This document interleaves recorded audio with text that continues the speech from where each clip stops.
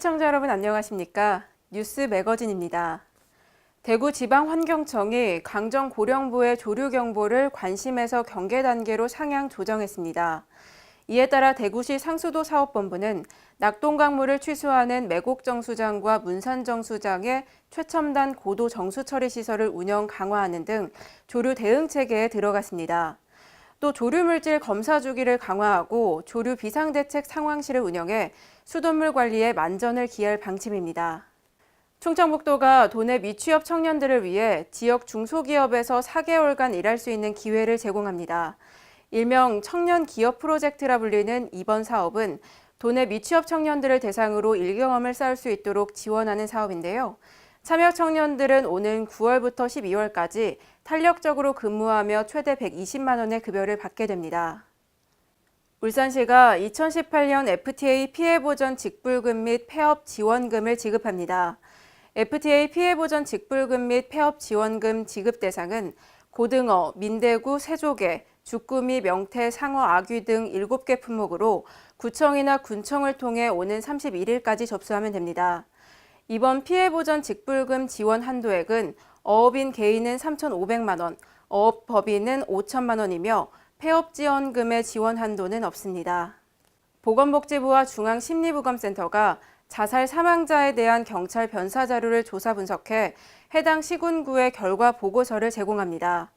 다만 이번 결과 제공은 구체적인 장소 언급 등 분석 결과의 민감성을 고려해 해당 시군구 내 자살 예방 관련 업무 담당자에게만 제공됩니다.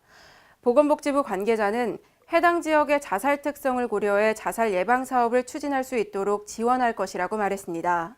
경상북도가 무더위 농작물 피해를 예방하기 위해 긴급급수 대책비 7억 6,400만 원을 투입합니다.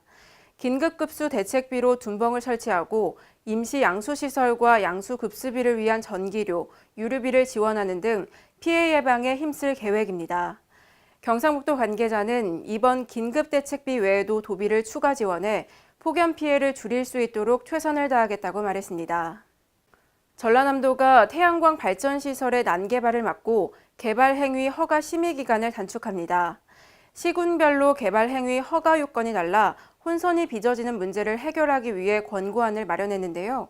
이번 권고안은 입지 선정 시 안정성과 자연 경관과의 조화를 집중적으로 점검하는 내용을 담고 있습니다. 차세대 사회복지 정보시스템 구축 사업이 기획재정부 예비 타당성 조사를 통과했습니다. 이 사업은 기초생활보장, 기초연금, 아동수당 등 190여 종의 중앙부처 복지 서비스를 제공하기 위해 사회복지 대상자 2천여만 명의 자격과 수급 이력을 관리하는 사회보장 정보 시스템을 전면 개편하는 사업입니다.